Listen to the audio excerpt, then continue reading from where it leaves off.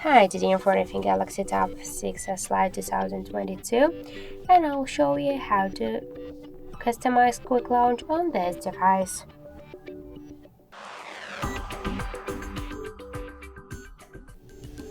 So just to do that, we should first open the settings and scroll down to advanced features, then tap to side key and to switch double press to quickly open the camera. You should switch open up and to use one from this available applications. For example, let's open the Google application by double press to the power key. So let's just check it, and we can see that the Google successfully activated. You could just use another application if you want, for example the settings. So that's it. Thank you for watching, and if you find this video helpful, leave thumbs up and subscribe.